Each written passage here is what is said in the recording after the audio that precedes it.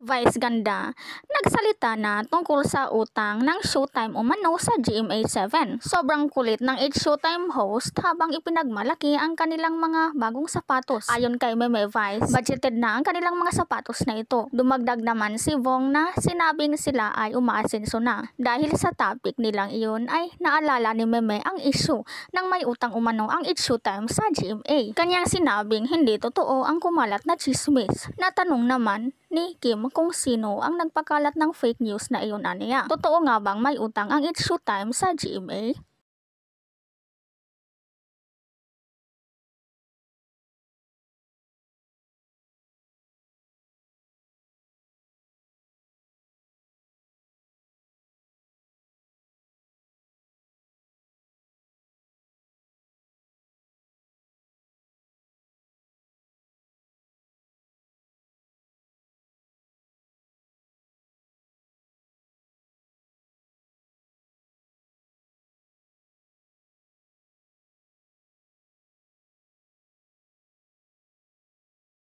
Sa panayam kay Anit Guzon, ang president ng Channel 7, kanyang tinuldukan ang haka-hakang ito. Natanong si Anet kung may renewal na bang nagaganap ng Showtime sa kanila. Aniya, sila ay may hinihintay pang data. Natanong din kung totoo nga bang papalitan ang Showtime ng TikTok Clock ni Kim Atienza at Pokwang. Aniya ay anytime maaring pampalit ang TikTok Clock dahil pareho na ito ng format ng Showtime. Ngunit mangyari lang iyon kung hindi na umano gustuhin ng Showtime na manatili sa kanila. Kumusta naman daw ang rating?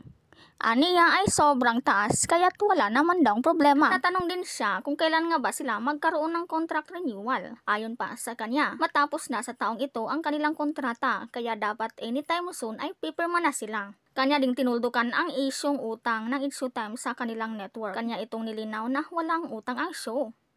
So may renewal na po ba? Ano nga yung Sabi ko kasi, may inintay kaming data kaya natagalan kami bumalik sa kanila. Pero mga 95%. Ay! Wala naman yung problema kasi. Konting lang. Konting pag-uusap lang. Andito sila Carlo, ma'am. Nag-uusap kami na. Pero of course, you're thinking din naman before na pwede ang TikTok Clock ang bumalik. May ganun ba talagang plano? If ever? As of now, kasi parang ang priority is to the new Showtime. Basta magkaayos lang, di ba, dun sa terms. And siguro parang ang TikTok lang kasi, ganun din yung format, kaya naisip na pwede siyang pamalit. Just in case, biglang, kunyari, bigla na lang later on, ayaw na ng Showtime sa GMA, but at least meron din rin magiging. Kumusta yung evaluation or assessment ninyo sa November data ng ratings ng Showtime? Happy ba kayo? Satisfied kayo? Pero sa ratings, wala kaming problema. Yung yung mga ibang namin, mas tungkol sa deal terms. Ratings, walang problema kasi ang taas-taas ng ratings ng Showtime. Pero Miss Annette, kailan ng contract signing? If ever. If ever lang. Kasi matatapos kasi ang contract nila by end of this year. So dapat very soon sana. Siguro in the next week or next 2 weeks. Malalaman na natin. Pero yun nga, mukha namang Kasi may mga iba-ibang chismis, di ba? Like, medyo malaki na raw ang, alam mo na, ang utang ng Showtime sa GMA. Wala silang utang. Klaro. Ayan. Okay, so hindi naman yun yung Pero may pag-uusap din mo ba ang Kate, ma'am, sa GMA ulit? For a possible show? Meron silang mga letter, kaya lang parang inuuna kasi namin muna yung discussions nila with our finance team. Before they entertain.